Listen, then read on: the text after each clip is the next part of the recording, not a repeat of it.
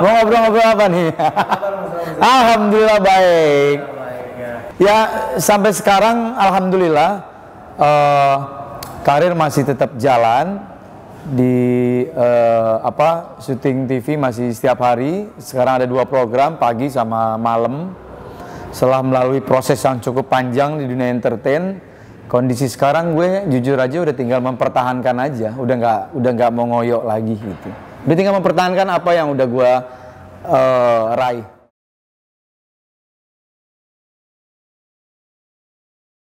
Kalau dibilang level tertinggi, gue dari dulu tipe orang yang tidak mau pernah berada di puncak banget. Bahaya menurut gue. Semakin kita udah berada di puncak, kecenderungan untuk turun itu cepat. Ya santai-santai aja lah. Yang paling penting TV masih memberikan kepercayaan. Begitu juga teman-teman yang lain. Udah itu aja.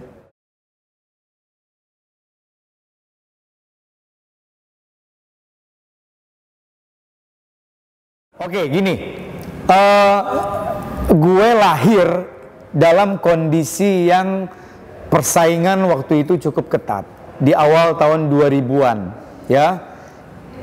Apa yang gue maksud persaingan cukup ketat? Ketika waktu itu untuk menjadi seorang public figure, untuk menjadi seorang artis, pemain sinetron, itu butuh seleksi yang cukup ketat. Bayangkan, gue waktu itu akhirnya berhasil mendapatkan kontrak eksklusif di Multivision Plus. Gak bisa dipungkiri waktu itu Multivision Plus menjadi raja sinetron dengan Pak Ram Punjabinya. Gue berhasil bermain dengan baik, akhirnya dikontrak eksklusif dengan mereka. Bertahun-tahun, di awal 2001 waktu itu. Ketika gue terlibat sinetron dengan Anjasmara dan Krisdayanti, sinetron Ramadan. Singkat cerita, gue lahir dalam kondisi sinetron waktu itu yang masih tayangan weekly. Tayangan 1 minggu. Kita syuting setiap hari, tapi nyantai polanya. Tidak terburu-buru, karena tayangannya seminggu sekali. Seiring perkembangan waktu, kalau nggak salah tuh awal mula 2008 apa 2007, sudah mulai berubah konsep sinetron. Ya, ada istilah stripping, tayangan setiap hari. Begitu juga akhirnya beralih ke program-program TV-TV yang lain. Sampai sekarang akhirnya stripping lah semua. Kita konsekuensi syuting berat. Syuting harus tayang setiap hari. Kalau gue kan memang sekarang ini udah hampir 6 tahun lebih ini fokus di acara-acara TV. Live jam sekian, selesai jam sekian. Nah untuk teman-teman sinetron memang lebih berat lagi jujur. Karena mereka harus menyelesaikan cerita dengan durasi 1 jam sampai 2 jam. Menyelesaikan waktu itu syuting pagi, siang untuk tayang malam. Waktu itu gue pernah berada di kondisi itu. Gue syuting pagi buat tayang malam. Bahkan gue syuting itu abis maghrib, masih ada sisa 2 scene yang harus diambil gambar. Untuk tayangan nanti di sekitar jam 9, setengah 10. Kebayang gak tuh kondisinya kayak apa? Jadi memang ya sekarang sudah industri.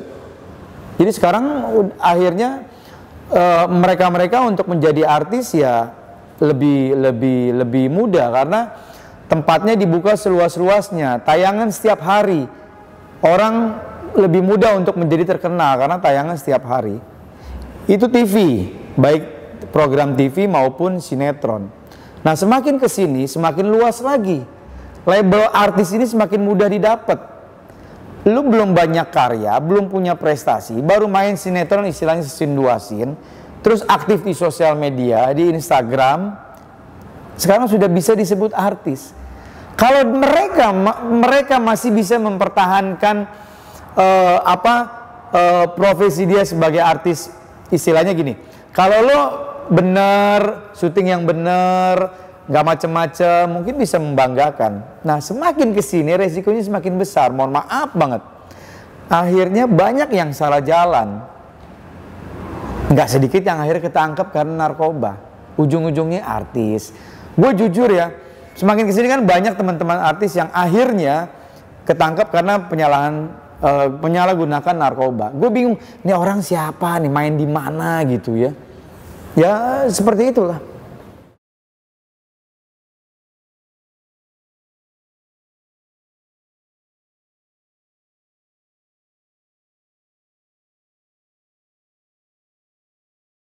Nah jujur nggak sedikit nih teman-teman yang memang mereka akhirnya terciduk atau tertangkap oleh aparat kepolisian karena penyalahgunaan narkoba. Tidak sedikit mereka mengatakan ini buat stamina syuting. Nah sebenarnya menurut gue itu yang salah. Gue sangat tidak setuju. Jangan menjadikan narkoba atau barang haram ini sebagai komoditas vitamin dalam tanda kutip untuk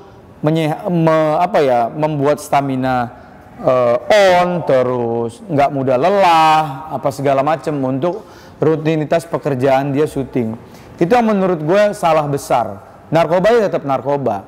Kalau memang kita pengen hidup sehat, kita syuting lancar, kita berlomba-lomba membuat prestasi, ya harusnya tidak menggunakan narkoba itu, apalagi menjadikan alasan narkoba itu menjadi seperti kayak doping untuk bisa syuting. Karena mereka masuk ke industri. Itu yang tadi gue jelasin. Pola syutingnya itu memang sangat berat ya. Syuting harus setiap hari gitu, apalagi mereka-mereka yang terlibat di sinetron gitu.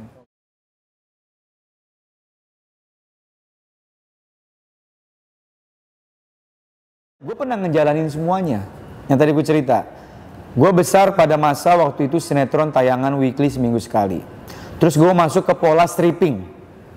Gue tayang syuting stripping.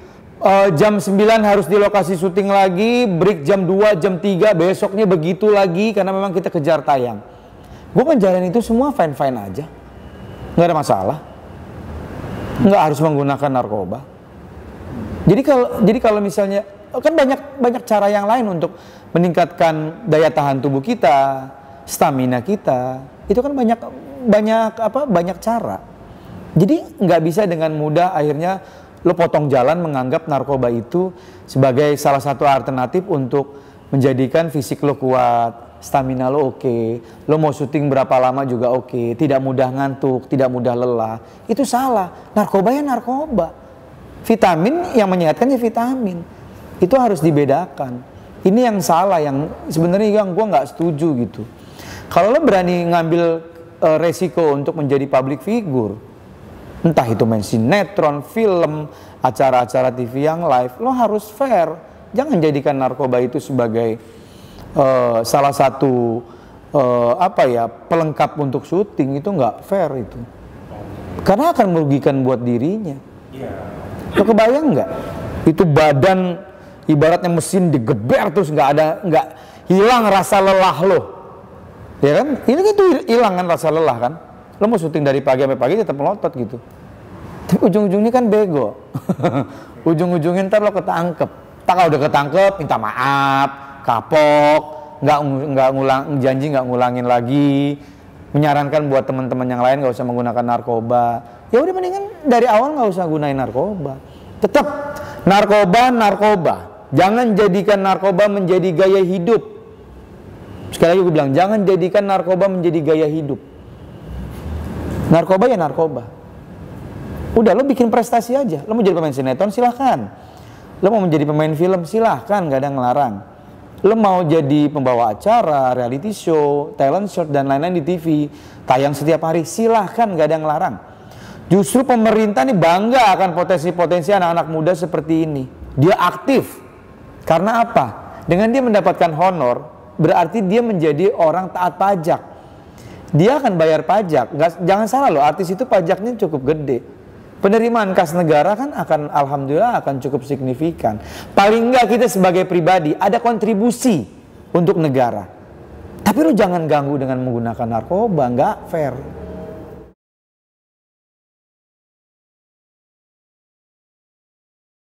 Ya nggak bisa. Sekarang gini deh, mungkin kalau ada yang nonton mereka masih menggunakan narkoba. Alah lo bawel lo Ji, so tau lo kan nggak ngerasain. Gue udah pada tahap butuh nih, ya kan? Pasti kan orang beranggapan seperti itu. sudah menjadikan narkoba itu menjadikan kebutuhan.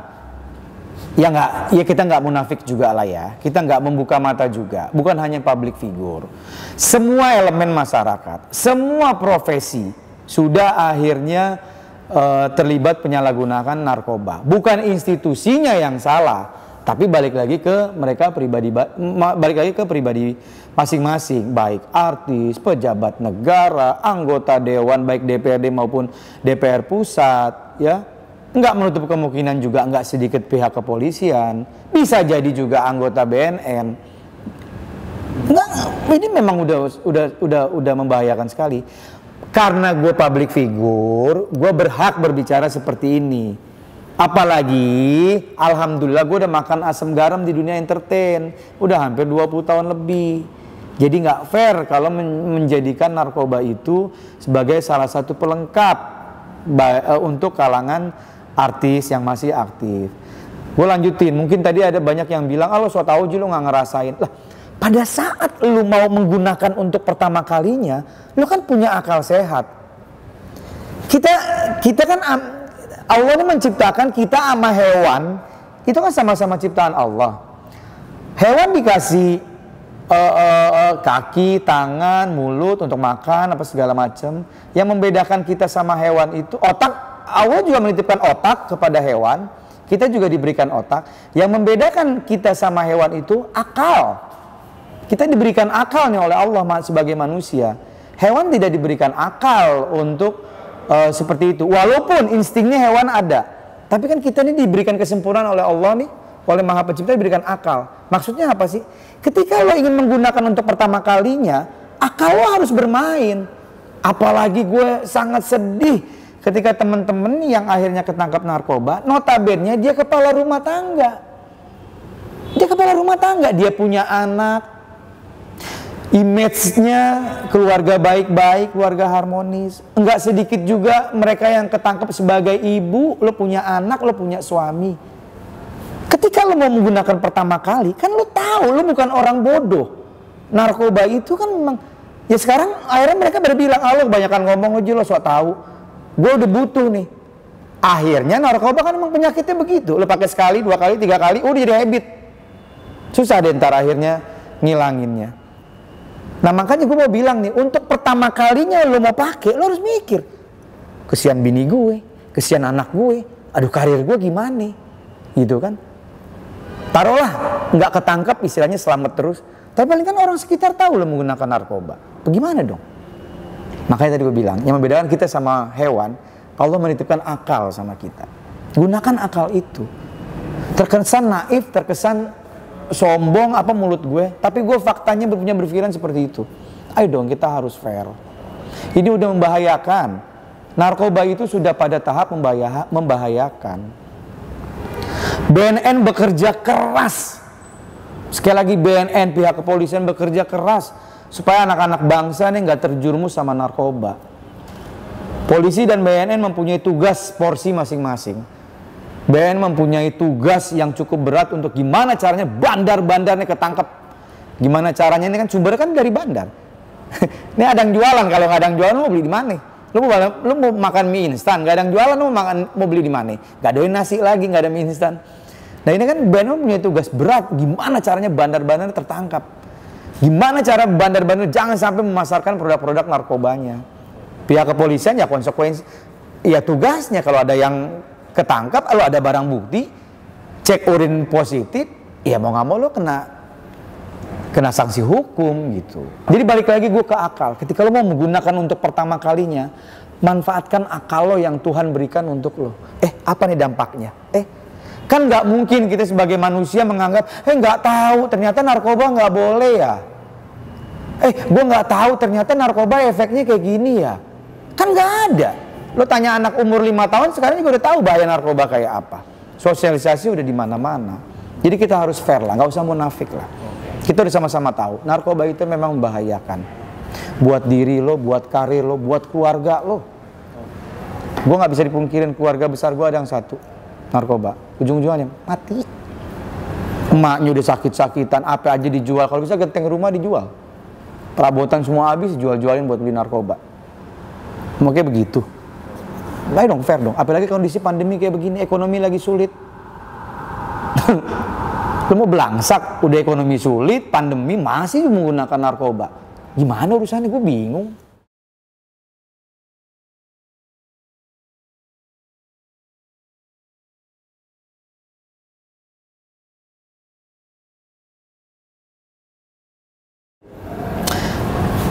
Gue berbicara lagi di kalangan public figure. Nggak sedikit teman-teman yang memang sudah tertangkap. Baik dia baru mencoba-coba, baik juga memang dia sudah menjadi habit, sudah menjadi kebutuhan, apapun lah alasannya. Tapi gue sekali lagi gue bilang di sini, gue sama sekali tidak pernah setuju. Dan jangan sampai ada teman-teman, nauzubillah min dzalik ya, ke depannya kalau yang ketangkep lagi, bilang ya buat kebutuhan syuting, buat stamina, itu gue sangat tidak setuju. Itu membodohi banget gitu ya. Nah, akhirnya ketika dia menggunakan itu ya, akhirnya banyak konsekuensi yang dihadepin gitu. Setahu gue gini, jangan nunggu ditangkap dulu deh, gitu ya. Kalau nggak salah, itu gue pernah diskusi beberapa waktu yang lalu, sudah cukup lama. Kayaknya ada kebijakan BNN yang memberikan kesempatan kepada mereka-mereka yang menyalahgunakan narkoba, pengguna narkoba, bukan hanya public figure aja ya, tapi kan memang konsekuensi public figure menjadi sorotan ya, untuk datang ke BNN secara baik-baik ya. Contoh, misalnya gue narkoba, gue udah pada tahap akut lah istilahnya ya, apapun profesi gue ya, gue datang baik-baik ke BNN ya, ketemu misalnya sama si Fulan, Pak tolong saya pengguna narkoba, saya datang ke BNN, ini lembaga yang tepat untuk saya ajak diskusi, tolong bantu saya ingin sembuh. Ketika orang datang seperti itu, apakah akan kena proses hukum? Enggak, justru dirangkul sama BNN, dirangkul. Istilahnya ini kalau bahasanya, bahasa mudahnya, dielus-elus kepalanya, alhamdulillah datang ke sini ke tempat yang tepat, ayo lo mau apa?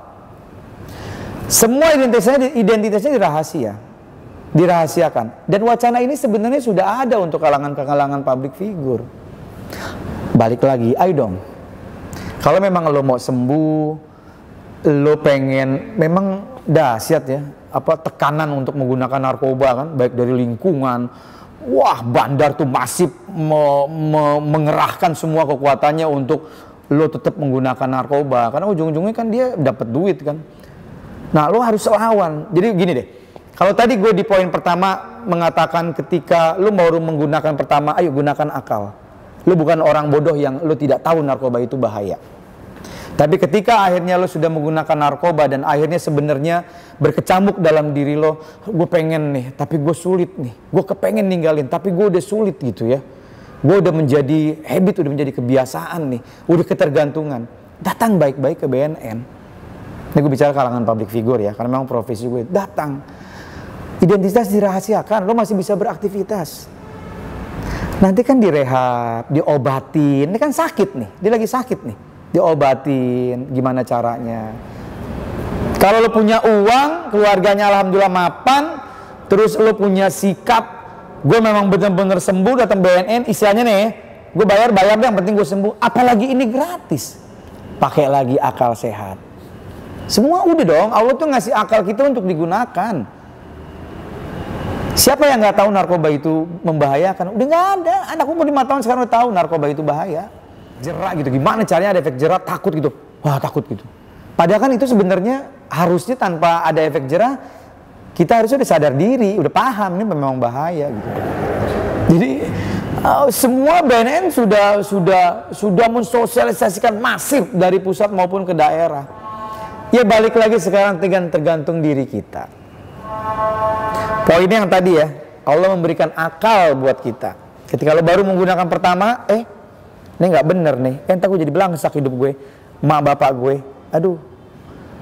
Yang miris lagi udah mak bapak lo susah, nyari duit susah, tuh lo anak narkoba, bingung gue. Sebenarnya bukan karena faktor diri dia, memang lingkungan. Lingkungan itu cukup mempengaruhi. Lingkungan itu racun juga tuh, tapi tetap harus dari diri kita. Kalau diri kita menganggap lingkungan itu nggak benar, kita cabut. Kita cari lingkungan yang baik. Itu aja. Oke, teman-teman. Makasih, saya udah kasih kesempatan untuk ngobrol-ngobrol, bagi pengalaman. Kenapa sih gue bisa berbicara seperti ini? Alhamdulillah, gue tidak ada track record mengenai narkoba. Jadi gue bebas menyampaikan apa aja. Buat teman-teman yang lain, yuk bismillah. Kalau yang masih menggunakan narkoba, ayo. Semua tergantung diri kalian. Kesian orang tua, kesian suami, kesian istri, kesian anak, kesian semuanya. Kalau mau datang ke BNN, secara baik-baik, gratis. Minta di edukasi dan minta untuk direhab. Terima kasih. Wassalamualaikum warahmatullahi wabarakatuh. Udah azan, waktunya sholat. Curhat sama Allah biar dijauhi dari segala macam bahaya narkoba.